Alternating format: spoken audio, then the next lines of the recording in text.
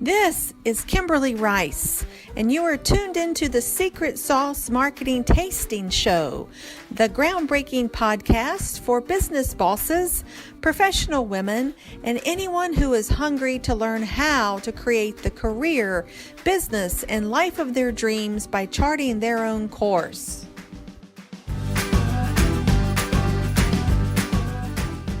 Thank you for joining us for another episode of Secret Sauce Marketing Tastings Show, where we speak with discipline experts and groundbreaking thought leaders for useful information for business bosses, professional women, and anyone who is hungry to learn how to create the career of their dreams by charting their own course. And I could not be more excited than to welcome the one, the only Amber Racine, who is a private practicing attorney in Philadelphia here, hometown for not either one of us actually, but welcome, Amber. Thank you for joining us today. Thank you so much for having me. So if you would, for just a moment, would you please tell us a little bit about what got you here to Philadelphia and your professional passion and what led you down this professional path? Sure. So I am a New York girl. I came to Philadelphia in 1999 to go to Drexel University for my undergraduate degree. And I originally thought I would go back to New York, but I really fell in love with the city. There's a lot here. It's much cheaper than New York. So I stayed here and went to law school at Temple. And while I did that, I was working at a litigation firm, which is a little bit different than what I thought I wanted to do with my law degree.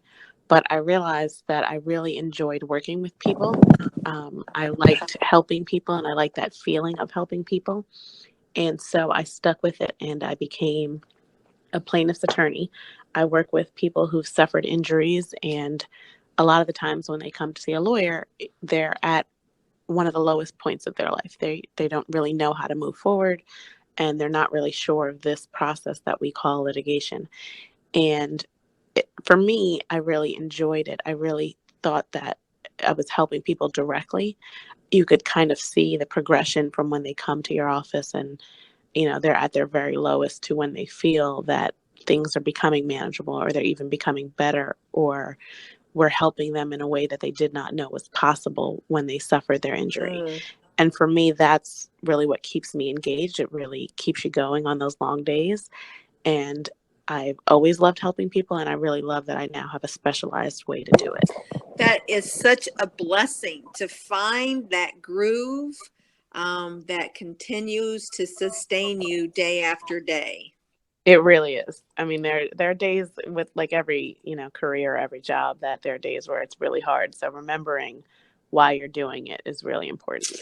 And, I take my hat off to you because I've worked quite a bit with folks in personal injury attorneys, products liability, premises liability. It's tough. I mean, these are some gruesome circumstances. Your heart gets out over and again, I'm sure. It does. It definitely does. I mean, because if you have any empathy at all, you must get up every day just thanking God that, that you've been blessed and have not suffered the way some of these people suffer. Exactly. Because at the end of the day, most of my clients left their house or were on vacation or whatever they were doing. They were just like me. Right. They, we have cares in the world, but nothing as traumatic as this. And then something happens, and in an instant, literally, your life changes. Right. So help our listeners understand in that vein what a typical day looks like in your world. A typical day is a little bit varied. A lot of it is writing and advocacy through writing. A lot of it is meeting with people and talking to people. The law is a very relationship-based profession, whether that's clients or people that may refer you cases or doctors who are treating your clients. It's great to kind of connect with people all sorts of different ways. But a lot of it is preparation more than anything. I mean, I am a trial attorney, but the time that you spend in court is limited compared to the time you spend preparing for court. Mm-hmm. And, most of my clients obviously have never been in this kind of situation before. So I always feel it's very important to keep them updated. It's very important to kind of explain what may be day to day to you, but is a very foreign process to them. And I think that's most of my day. I'd probably start around 9:30. I'm not a morning person, but I usually finish around 7 and hopefully, have a little bit of balance to things. But when you like what you do, it's easy to get kind of wrapped up into it. Oh, yes. Oh, yes. The hours just fly by. So I understand this is, we're for those listeners, I want you to understand what an amazing woman we're talking to, because I'm going to continue to peel back various layers and let you shine, Miss Amber, because I mean, you are, you embody the image of superpowers. So I understand you attended law school at night while you worked full-time as a paralegal. Yes, I did. That was interesting, to say the least. Wow. Super wow. That takes a special disposition. But share with us some of the greatest lessons you learned during that time.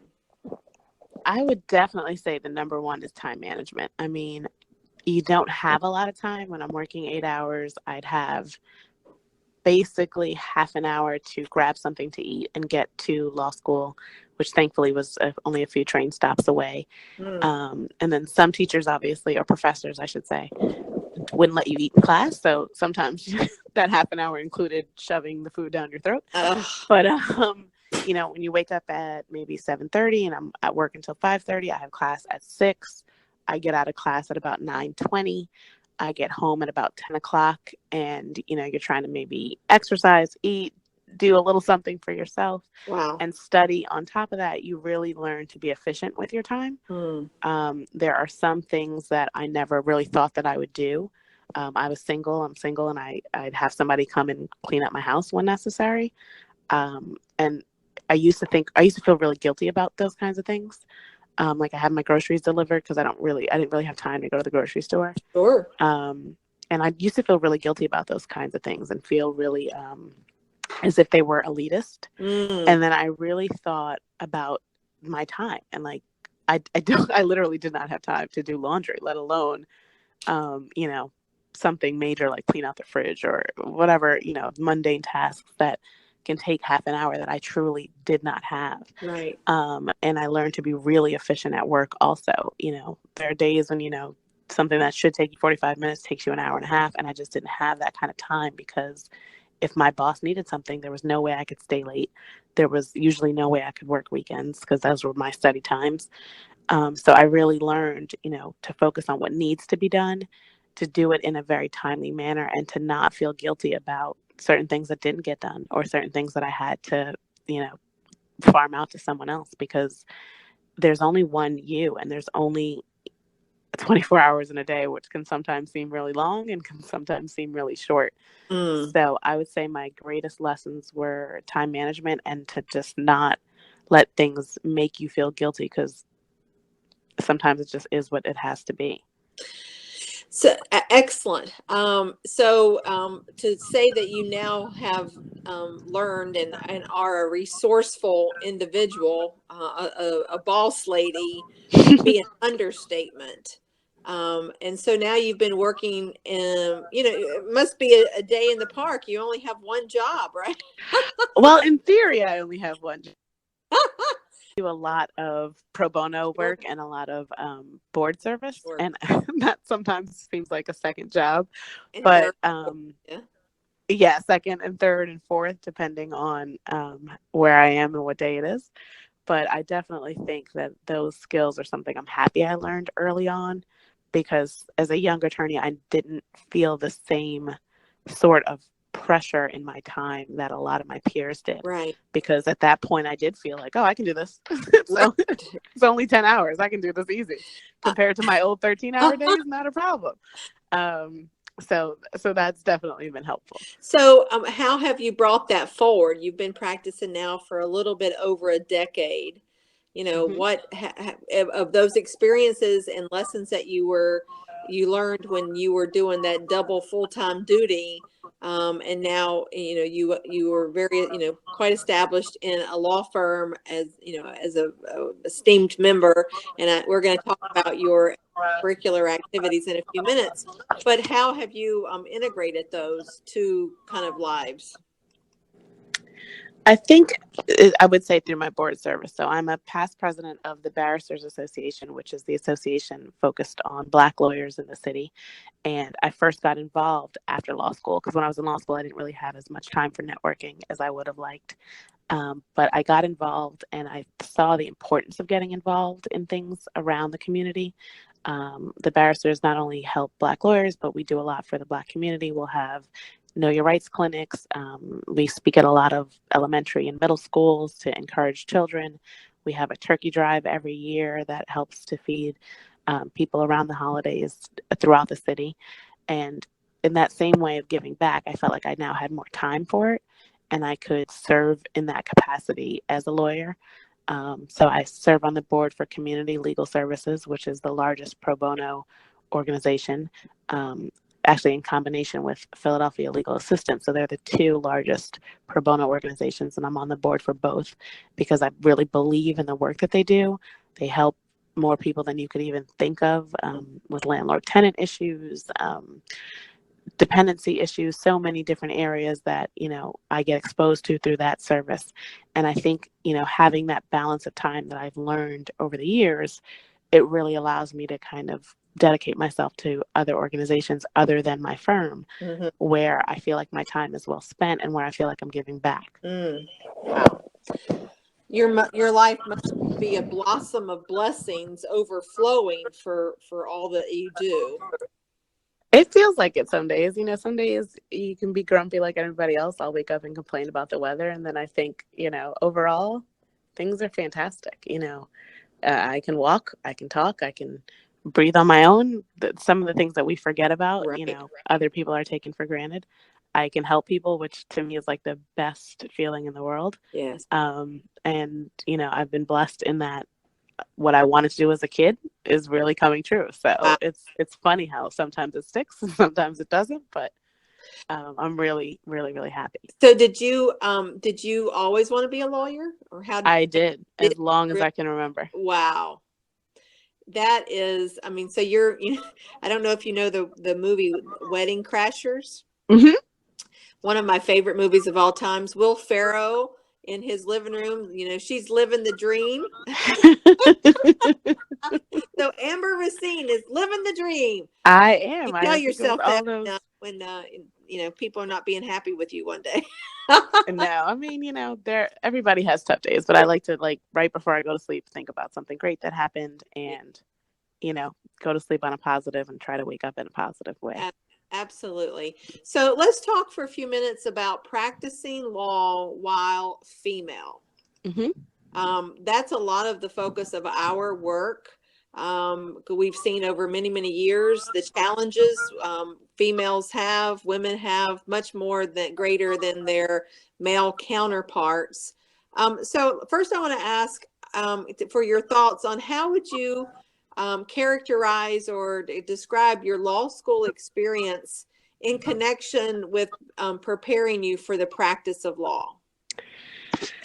I think that's difficult because when you're in law school, especially at night and feeling a little frazzled every day, you're really focused on each subject kind of individually. And sometimes the collective didn't come together for me. And I don't think that law schools are preparing students, or at least they didn't in my time, for the business of being a lawyer, for discussing, even things that you're supposed to do in an interview, things that you're supposed to do like networking, things like board service and how that can potentially help your career.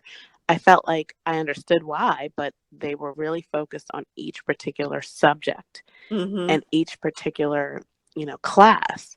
But there wasn't an overall learning of, okay, you're a lawyer now and this is what it's going to look like. And these are the different things that you're going to need to do in the office.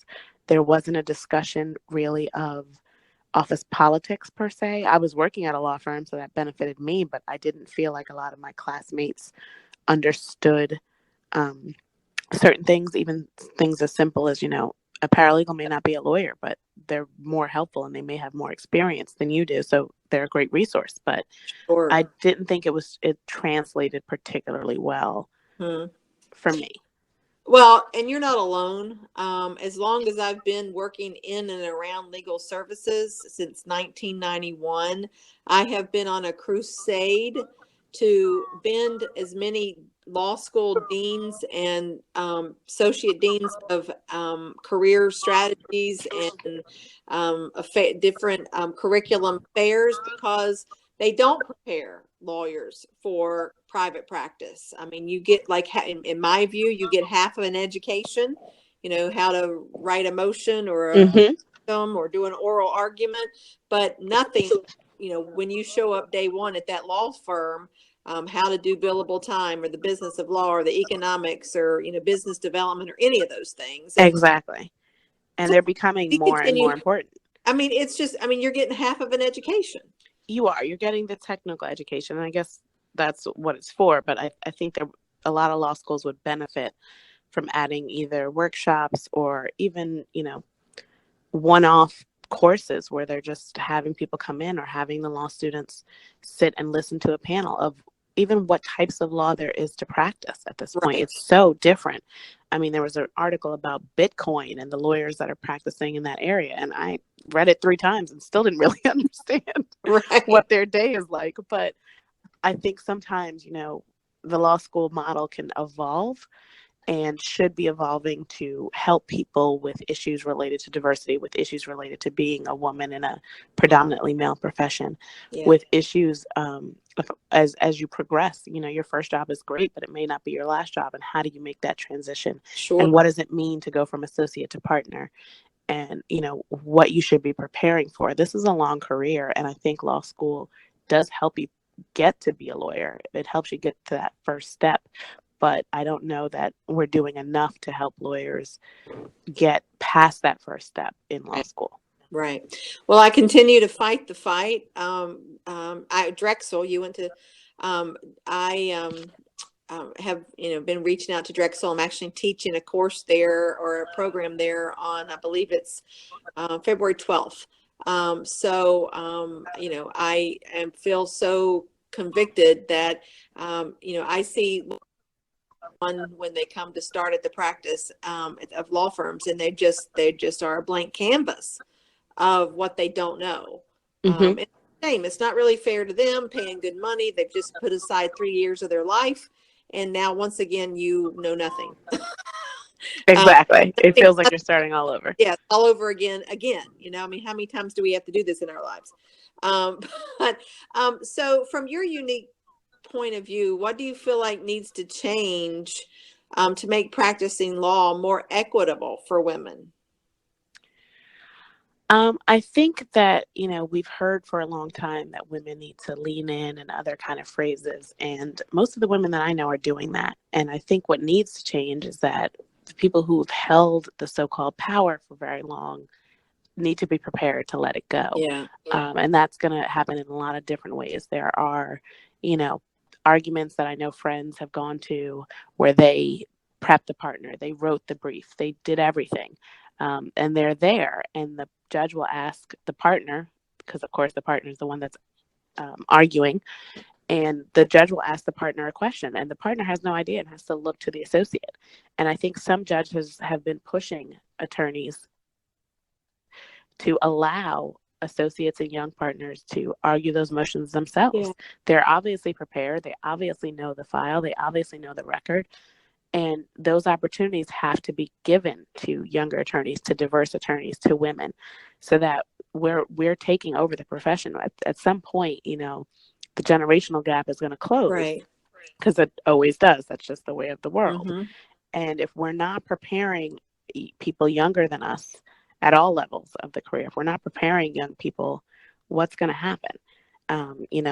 More women are graduating law school than men these days. Right. And we have to give women those opportunities. And sometimes, you know, as a woman, as a Black woman especially, if I felt that I wasn't getting those opportunities in one area, then, I would go to another area because I know that I can do this job and I'm prepared to do this job. So, you know, with client concerns being what they are, sometimes you don't, but with if the client's behind you, you have to be at a place where your firm is behind you or your organization is behind you, and you have to, look at those challenges of those new things as opportunities. But it can't just be on the side of younger attorneys or diverse attorneys or women attorneys.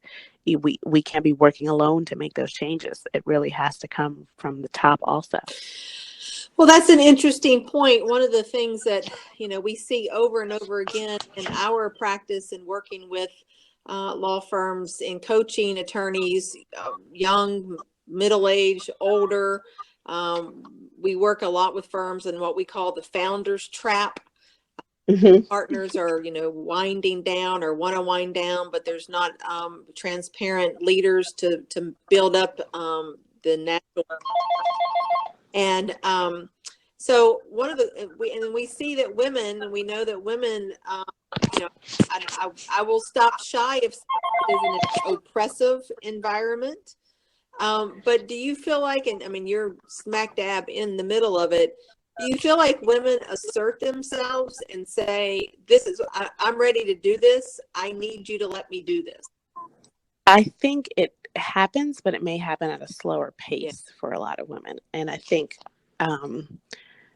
sometimes it's just conditioning. I was told to be polite, and right, kind of wait my turn the same way everyone else was. And then sometimes it's just the fear of some firms, and that kind of, this is the way we do it, and there's not going to be any exceptions. And sometimes it's a combination thereof. But I think women may take longer to get there, but we get there. And however long it takes you, once you get there, I feel like you have to have a plan about what you're going to say, what reasonings you're going to give, and then you have to kind of stand firm. And sometimes it will be that, okay, maybe you'll do half, or if there's 4 motions, you'll argue 2, and the partner will argue the 2 that are seemingly bigger or seemingly more decisive to the case strategy.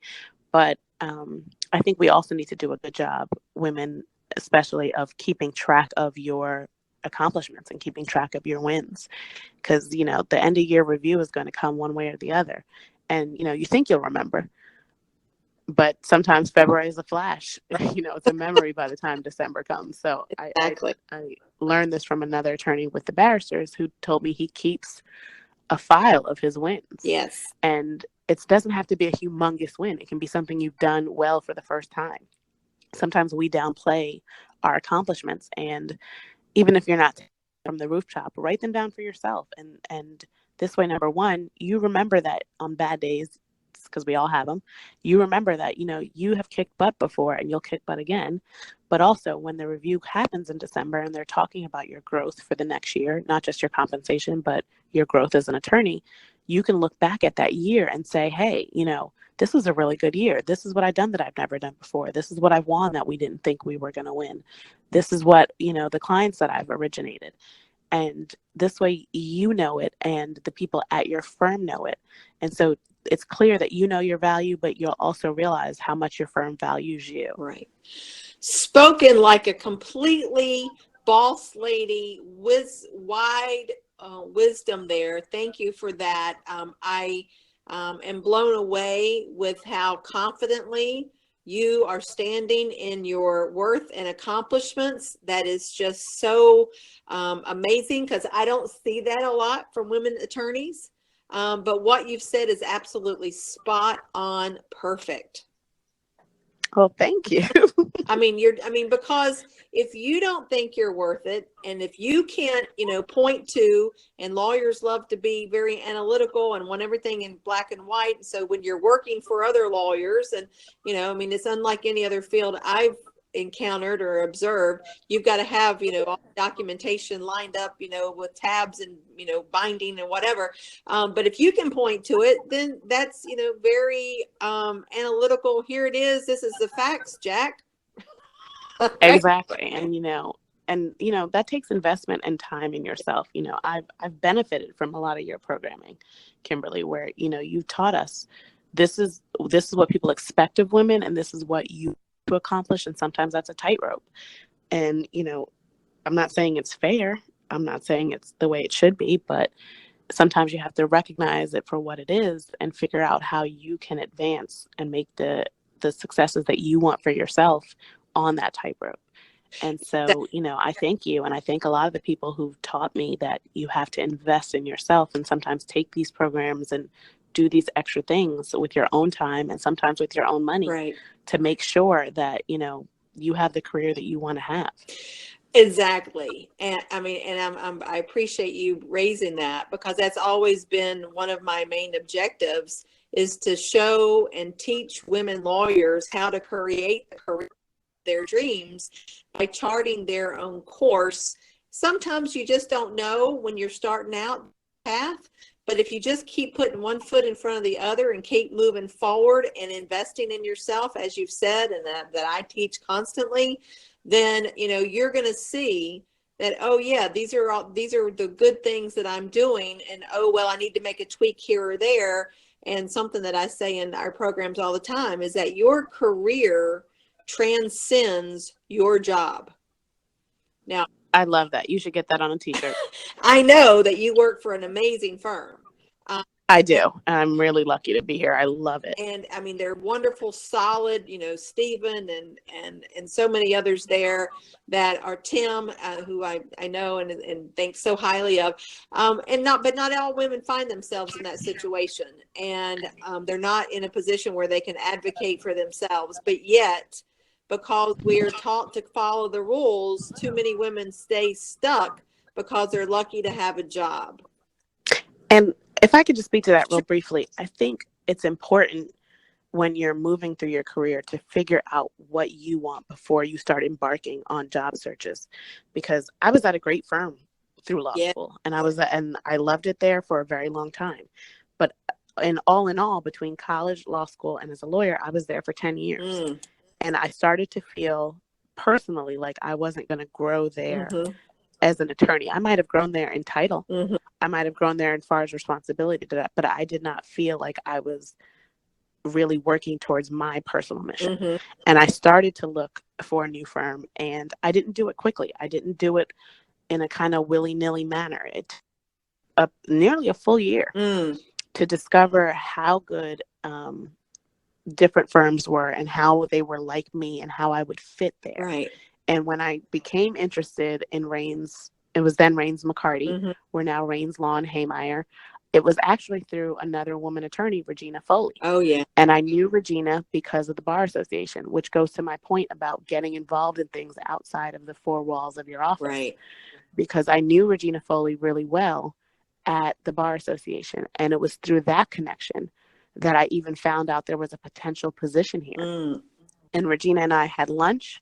We got along well. We talked a lot about the kind of work that the firm does, but we also talked about the kind of lawyers that worked here. Almost all the lawyers here volunteer in some non-legal way. Mark Lewinner is a great volunteer at St. Christopher's Hospital, where he does magic for kids who are in the hospital. Tim works at on the board of Frankie's World, which is a school for disabled children. I mean, when we started talking about not only the work that the firm does, but the type of people that are here, that's when I knew this is where I wanted to come. Wow. And I've been here now nearly 6.5 years. And it flies, because I didn't even realize that until LinkedIn told me. It's great work, but it's great people. It's family friendly.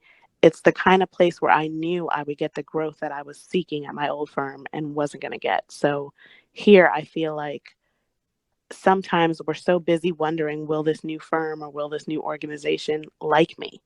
That sometimes women, especially, and younger women specifically, forget to ask the question, will I like it there? Will I be happy there? Will I be successful there? And those are questions that we need to be asking, because when I came here, I felt very confident that they would support my efforts outside the office, that they would allow me the growth that I needed. I was the youngest attorney when I came here by more than a decade. Wow. And so I knew that I had growing to do as an attorney. And in that time, I feel like my firm has really grown. We've changed names, we've done a lot, but we've managed to stay the same core type of people who are really focused on the work itself and not the glitz and the glamour. And for that reason, I knew Raines would be a good fit for me then, and Raines is now still a good fit for me. Wow, that is an amazing success story. I can't wait to share this with, not only our listeners, but we will publicize our discussion today. A few more questions. I'm just so happy that you've shared this path, because I've seen and worked with too many women that are leaving the profession of law because that they can't find the right place, or they are not getting a fair deal, that they're getting burnt out, they're getting dumped on. They don't have whatever it is that to advocate, negotiate, ask. These are the things that we teach women lawyers, of how to negotiate for themselves. But I want to speak a little bit about, you're certainly the boss lady when it comes to your area of practice, and you're growing, and you have been growing. But the giving back part, you mentor individuals who are contemplating a career in the law. Share with us more about this experience. That has been really fulfilling for me. I felt like a lot of the time in law school, I had mentors, but they were more focused on, grades and making sure that I was just keeping my head above water, which all are important. Grades are fantastic. But sometimes the navigation of the legal career just felt difficult. And I had one mentor, especially Bernie Smalley, who was fantastic at helping me in that area, but is not a woman. And I sometimes felt like there were things he felt comfortable doing that I didn't necessarily feel comfortable doing. Mm-hmm. And so I wanted to mentor Black women, especially in this field, because sometimes it feels very much like you're on an island. And I don't think you should be struggling to learn the technique of law while you're also struggling to learn office politics and dynamics and questions that just go along with the career. So what I focus on primarily is people that I see that are young in law school, even in college sometimes, where they're very dedicated, where I've given them, small advice like attend events, and I see them doing it. And the more that I see you investing in yourself, the more that I want to invest. And so I have what I call a mentorship circle with 5 other women. Almost all have graduated law school now, but 2 are studying for the bar. One is still clerking. Actually, she's on her second clerkship with the 5th District. And things are really a circle of mentorship within those women, because I can learn from them as much as they can learn from me. And I think that is the kind of the key of mentorship in the future. I don't think it should be a one-directional relationship where, sometimes you only hear from someone every 6 months, they need advice, and you never really know what happened after that. That's not the way that I mentor, and I take it extremely seriously. So I would say I talk to them, if not daily, usually weekly in one of these group chat apps. Mm-hmm. And I let them know that if I'm not available for whatever reason, the other women in the group are almost as capable, if not more so, capable of advising you through a crisis or a situation. And this way you don't feel like you're on that island by yourself. You feel like you have this support system. And we get together regularly. We talk about our goals, and we give each other constructive feedback on those goals and how you think you're going to get there. And it's been about 3 years now that I've had this particular group. And I'd like to think it's going well, and they're all, doing pretty well. And I'm really proud of them. And it's just because in these particular ladies, I felt like I was seeing them invest in themselves. And that was really important to me before I would decide if I wanted to do something like this and embark on something like this. That is fabulous. Just fabulous. I mean, we all are standing on someone else's shoulders. Exactly. And they, I hope, through your example and through your guidance, they too will now uplift others that come behind them. They all do. I mean, they all have mentors that are either in high school, college, or law school. one of my mentees who just graduated from law school herself, Maya Brown, is very active with Big Brothers Big Sisters. And I think that's fantastic because she now has, I think, maybe a little sister that's about 13 or 14, that difficult age that we all may or may not remember. Oh, yes. But, she can now pass on those lessons that we've learned together as a group to somebody who's not even in college yet and will benefit so much from learning those things early in their, pre-career. That's fantastic. So you also, in addition to your very full day job and your mentoring, you also presently serve as a member of the Pennsylvania Bar Association's House of Delegates, the Pennsylvania Association for Justice Board of Governors, and the Philadelphia Bar Association's Board of Governors. Girl, do you sleep? I don't sleep much. No, I do sleep, but I think, it's important to me to show. I don't even know if it's to show, but it's important to me to serve as a leader, and I think sometimes that helps you build your confidence. It helps people really kind of respect you as a leader, even though you may be younger than they are or newer to the profession than they are. But I think it's given me great opportunities to learn more about the legal profession as a whole, learn more about the legal history of Philadelphia lawyers. As a trial lawyer, I think being involved with the Philadelphia Trial Lawyer and the Pennsylvania Association for Justice gives me a better understanding of our clients and some of the issues that we face. And I think when you're involved in things outside of your firm, it can lead to professional opportunities, such as the one that I got to come over to Raines Law and Haymeyer because of my relationship with Regina Foley, which originated at the Bar Association. Right. So you mentioned a moment ago that being involved in these associations and endeavors outside of the office can help you gain confidence.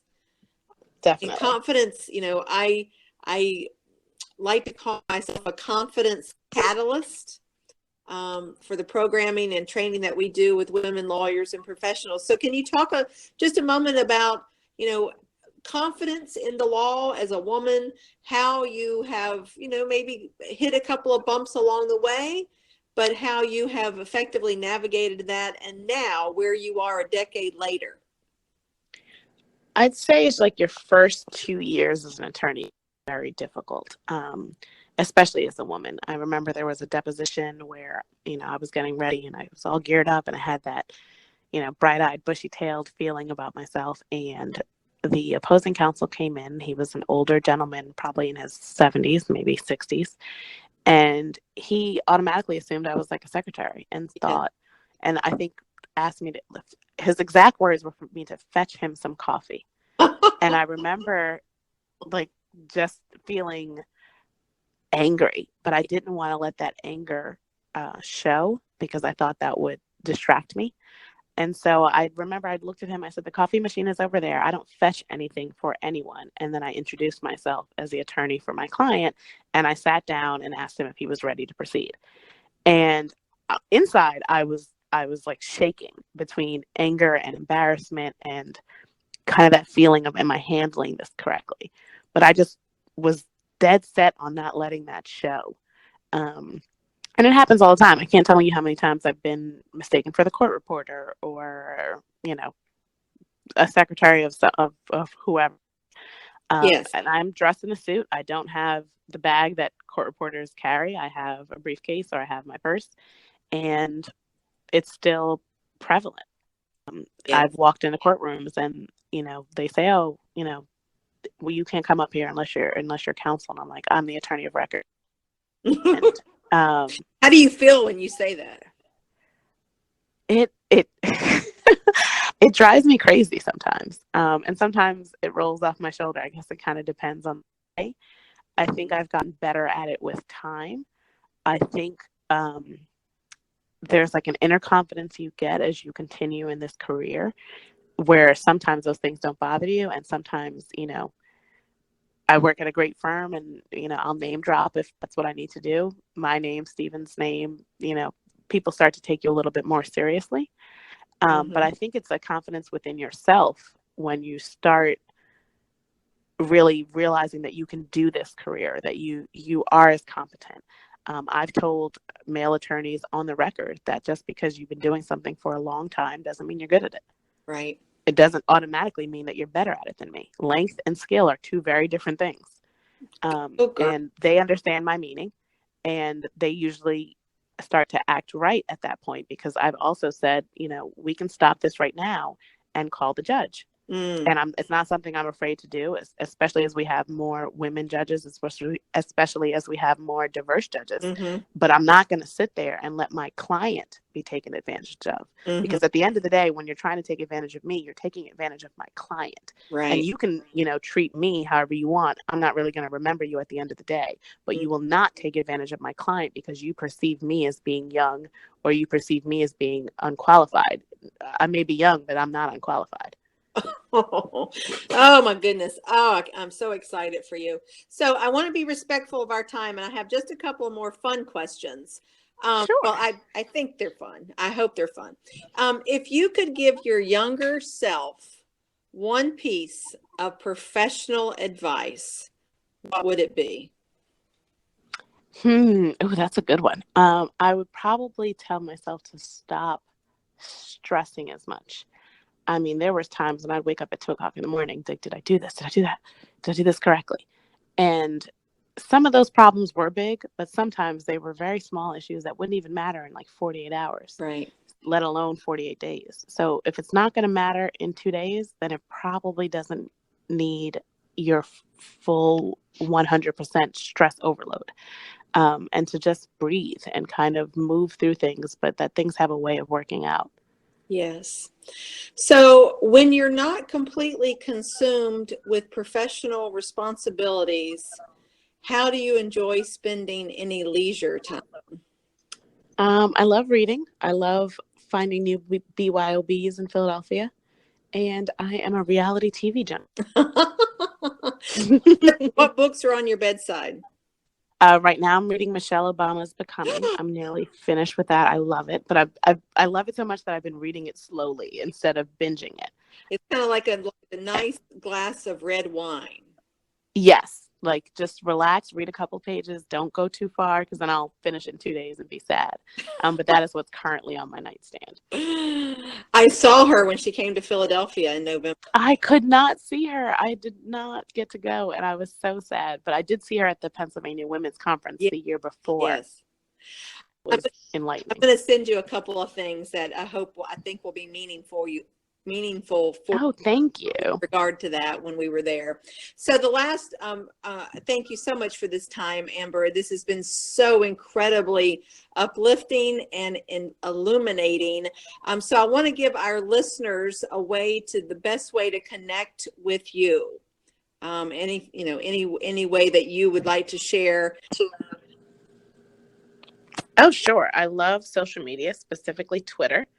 And my Twitter handle is at Amber M Racine. So M as in Mary, and it's at Amber M Racine. I love Twitter. I think it gives me the best news and traffic before I even can get it from anywhere else. So in our discussion and on the Secret Sauce Marketing Tasting Show, is there anything else that you would like to share with us, or that you would like for us to know?